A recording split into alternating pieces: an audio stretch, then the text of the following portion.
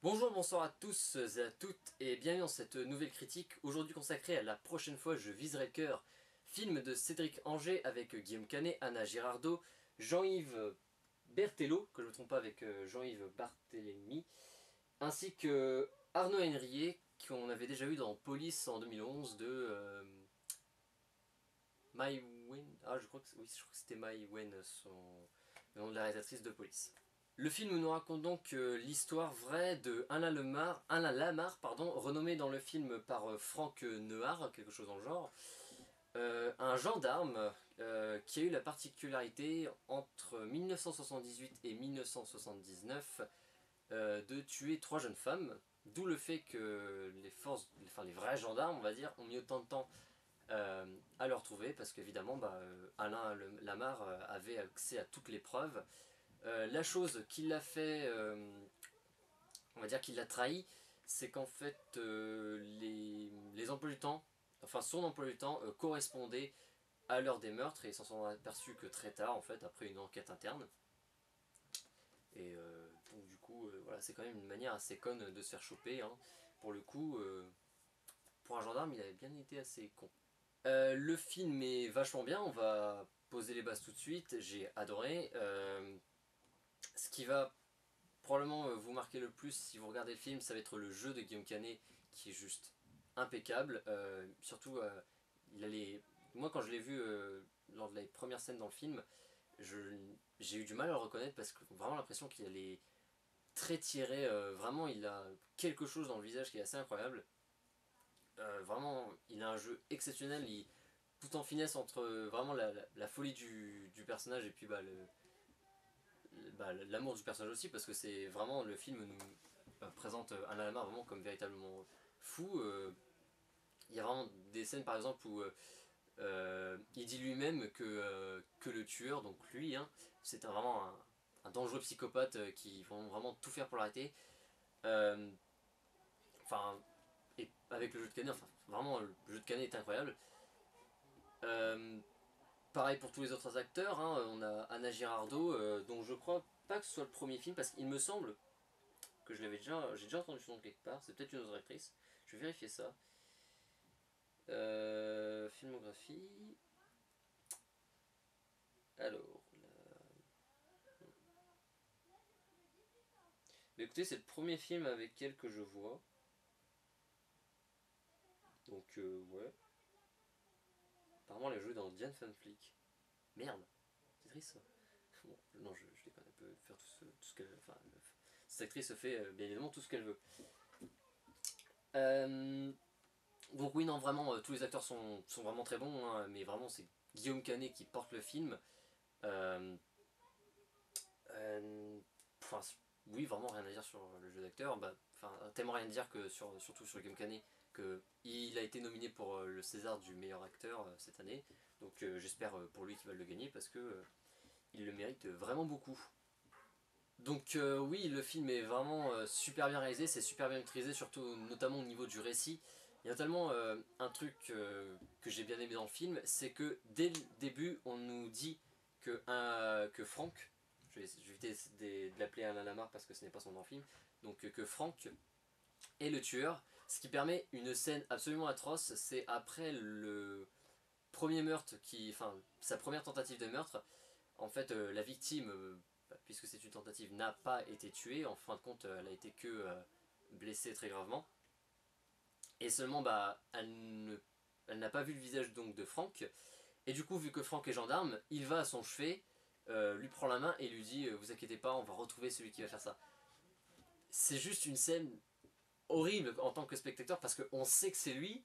Et là, le voir, enfin, c'est vraiment il y a une espèce de tension, mais durant tout le film de toute façon, parce que vraiment, tu fais que le personnage oscille entre la folie pure et vraiment presque un petit peu la gentillesse, enfin, mêlée de quelques tocs, même de pas mal de trucs. Enfin, il y a quand même une certaine névrose dans ce personnage, quand on va dire à peu près normal. Ça fait que du coup, et ajouter à ça qui bascule très vite dans la folie, ça fait que du coup, dans les scènes où il incarne son rôle de policier, on va dire, et de personne normale dans la vraie vie, euh, il y a toujours une espèce de tension parce qu'on ne sait pas est-ce qu'il va basculer dans la folie, est-ce qu'il va buter tout le monde. Enfin, vraiment on est toujours, durant tout le film on est tendu du cul. Vraiment on est comme ça fonce aux chaises, mais qu'est-ce qu'il va faire, qu'est-ce qu'il va faire Vraiment c'est une tension incroyable durant tout le film, renforcée par un espèce de, oui, un effet de mise en scène avec la musique qui est tout con mais qui marche incroyablement. C'est que quand Frank est véritablement en état de folie, enfin, je reviendrai sur la folie. Euh, donc oui, quand il est véritablement en état de folie, euh, il y a de la musique, c'est de la musique classique, toute vraiment limite très calme, enfin très jolie, vraiment, enfin vraiment de la musique classique quoi. Et quand il est, on va dire, normal, c'est vraiment une musique très lourde, vraiment qui reflète un petit peu que voilà, ce personnage il cache quelque chose. Et c'est vraiment un contraste tout con à faire, mais ça marche super bien. C'est vraiment là, vraiment dans les scènes de meurtre, de le voir là, tuer les jeunes femmes, et enfin la jeune femme, parce qu'il n'en tue qu'une à la fois. Et qu'en même temps, il y a vraiment c'est la musique classique qui est toute calme, qui est pépère, je vais bien, tout va bien. Enfin, c'est vraiment horrible, ça fait l'effet est vraiment saisissant, l'effet marche très bien. Et c'est vraiment pareil avec la musique vraiment très lourde, parce que voilà, on sait, nous on sait, le spectateur, nous on sait qu'il est complètement foyer, et que du coup, le fait qu'il y ait cette musique, on se dit putain, mais il va faire un truc, à tout instant, il va prendre le couteau, il va buter son petit frère, enfin, il va buter comment dire, sa femme de noces, enfin, vraiment une tension générée par la musique qui est assez incroyable, et là pour le coup, rien à dire sur la musique qui est aussi, qui est elle aussi, pardon, très bonne. Alors je reviens vite fait sur donc la folie du personnage. J'avais dit qu'en fait il était fou allié alors que pas vraiment. En fait, il est conscient de ce qu'il fait. Il le raconte dans une lettre qu'il a envoyée aux gendarmes qu'en réalité il est tellement libre, enfin qu'il se sent tellement libre de toutes les conventions sociales et de ça que voilà, tuer ça ne lui... il n'a pas vraiment de remords de tuer. Et ça se voit en fait parce que je crois que c'est la première scène, oui. Enfin, non, la deuxième fois qu'il tue, non, la première, on va dire la première fois qu'il réussit à tuer, la deuxième fois qu'il essaie de commettre un meurtre, directement après avoir tué la jeune fille, et on sent il est gêné, mais pas par le fait qu'il a tué quelqu'un, par le fait qu'il y a tout du sang, parce qu'en fait le personnage est très toqué, très maniaque de hygiène, et du coup il est obsédé par le fait qu'il y a du sang de partout, vite, faut que je nettoie, c'est dégueulasse, enfin, c'est vraiment, c'est c'est vraiment assez presque, enfin on sait pas comment réagir face à ça, parce que vous voyez, il a buté quelqu'un, qu'est-ce qu'il fait? Le premier truc c'est que voilà, vite faut nettoyer le sang, c'est dégueulasse, je laisse des preuves de partout, enfin pas de satisfaction, pas comme dans par exemple Dexter, il n'en tire pas une satisfaction, et comment dire, il le regrette pas, vraiment c'est, il tue ces jeunes filles comme il irait acheter une baguette quoi, enfin pour lui c'est juste un acte banal, et c'est ça qui rend vraiment le personnage vraiment très comment dire, très intéressant finalement. C'est vraiment, on a tous quand on va voir un film, enfin même dans le vrai vie, hein, cette fascination morbide pour les tueurs, que vraiment c'est vrai que il faut qu'ils commettent des actes horribles, mais on est fasciné parce que par leur folie, et le film retranscrit ça vraiment très bien, et vraiment rien à dire. Un petit effet de mise en scène aussi qui est assez sympa. C'est tout con, hein, on l'a déjà fait dans plein d'autres films, mais là ça marche vraiment, ça marche tout aussi bien. Pour montrer la folie du personnage, en fait, ce que va faire à un moment, enfin, il est en voiture et il essaye d'effacer, en fait, voilà, paniquer en fait d'espèces de vers de terre, qui aurait en fait sur son pare-brise, un pare-brise, oui. Euh, alors qu'en fait, il essaye d'enlever, mais en fait, il n'y en a pas du tout. Et, truc très intelligent, c'est qu'en fait, enfin, même si c'est intelligent, non, ça a déjà été fait, c'est qu'en fait, le réal fait donc le plan dans la tête de Noir, on va dire, qui essaie d'enlever les vers de terre du pare-brise. Et puis il va faire un plan d'extérieur dans lequel en fait on voit frotter la vitre pour rien, parce qu'en fait il n'y a rien.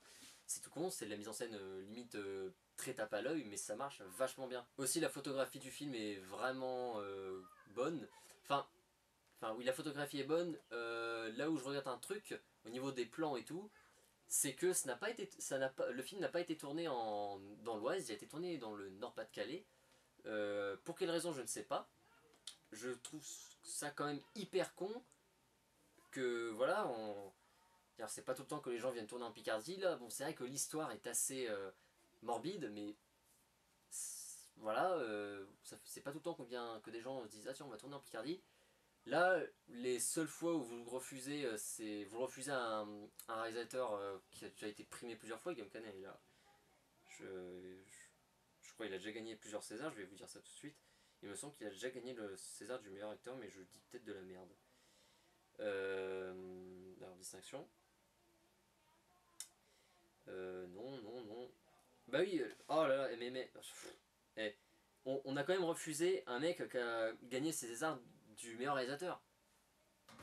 C'est pour une fois qu'il y a un mec qui. Enfin, qu'un film vient de se faire dans lequel il y a un César du meilleur réalisateur, enfin je veux dire, vous le rejetez pas quoi, vous dites oh, tu viens, vas-y viens, viens, viens, on va te donner des thunes, y a pas de souci. Surtout que le film a pas coûté cher, hein, je crois il y a 4 millions peut-être. Ouais, on doit tourner aux alentours des 4 millions. Y a, ah bah y a pas le budget. Ah, j'ai cru que je l'avais vu. Y a pas de budget, non c'est pas possible, non, arrête. Ah bah non, bon bah pas de budget, bon bah tant pis, dans l'accueil. Non, pas de budget, bon. Enfin, j'avais cru voir qu'il avait été tourné avec 4 millions. Bon, bah, il faut croire que je me trompais parce que bah, il n'y a pas de le budget sur Wikipédia. Bah, tant pis. Enfin, quand bien même. Je veux dire, c'est que tout con, on a tous les décors et de ça. On aurait pu leur filer les lieux et tout. Mais bon, tant pis. Bon, ça n'empêche que les décors sont vachement bien. C'est même s'ils ont tourné en Nord-Pas-de-Calais, même s'ils ont tourné au Nord-Pas-de-Calais, j'ai reconnu certainement. Alors, je vais raconter un peu ma vie personnelle parce qu'en fait, mon père habite à 10-20 minutes de la ville où tout ça s'est passé, c'est donc Villers-Cotterêts. Bah, il précise pas, mais c'est aux alentours de Villers-Cotterêts et tout. Et donc, bah, des fois, quand il me ramenait chez ma mère, bah, forcément, on passait par des routes. Et quand j'avais vu le film, je me dis, tiens, je reconnais cette route. C'était la route bah, par laquelle je passais, quoi. Et même si je trouve ça quand même vraiment on voit quand même le travail fou sur le film, c'est que même si on n'a pas comment dire, les vrais lieux, on filme de manière à ce que ça y ressemble à peu près. C'est tout con, ça c'est du détail tout con, personne ne fait gaffe, généralement, mais ils l'ont fait, et je trouve ça bien. Donc voilà, au final, rien à redire sur le film, hein, c'est vraiment très bon, c'est un putain de thriller policier, vraiment rien à redire sur le film. Bon, je ne pense pas qu'il soit encore au cinéma parce qu'il est sorti. Il est sorti le 20. Non, le 12 novembre 2014. Je l'ai vu parce qu'en fait, il est passé. Mon cinéma passe les films très très en retard. Donc voilà, c'est pour ça que moi je vois que je l'ai vu que très récemment. Mais enfin, bon, si vous avez l'occasion de le voir, je sais pas, sur par exemple, bah, je pense qu'il faudrait peut-être passer sur Canal Plus allemande du fait que c'est un nominé pour les Césars et généralement ils font ça. Ils diffusent tous les films qui ont été nominés. Enfin en tout cas tous les grands films. Bah, si vous pouvez le voir vraiment, regardez ce film, c'est un excellent thriller.